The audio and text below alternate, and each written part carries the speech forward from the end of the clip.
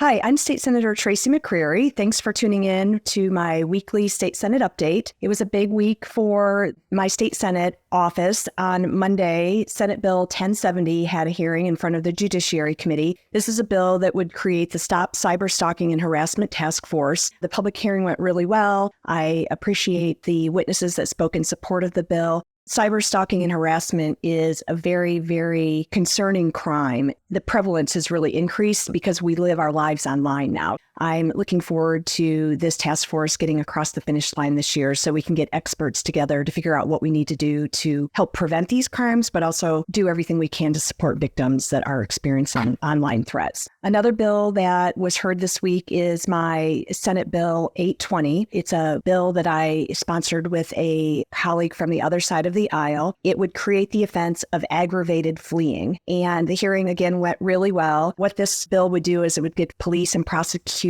more tools that they need to help address fleeing that is so dangerous for our first responders, but also is extremely dangerous for all of you as constituents because you just never know when a car or a vehicle is going to be flying down the road at 130 miles an hour.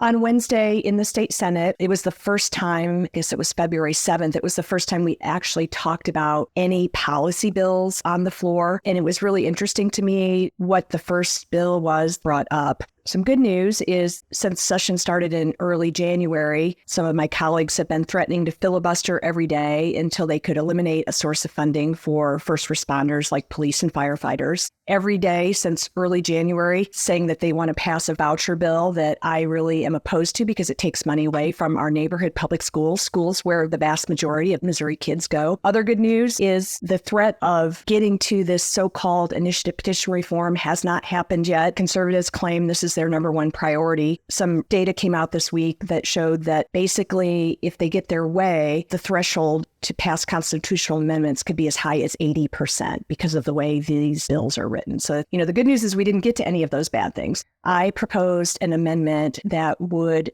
allow for legal abortion just for women who get pregnant due to rape or incest. That's it. Women who are the victims of forcible sex, forcible rape. And I just think they should be able to get the care they need in their state and not have to flee to another state to be taken care of. I'm even more enthused and excited to support the initiative petition process where we're gathering signatures to try to get abortion onto the ballot in August or November, because I think it's just really important. It's very clear that politicians in Jefferson City do not care about real women and women's lives. So we've got to hit the streets and get the signatures we need to let the voters speak. Thanks for tuning in, and I look forward to checking in next week.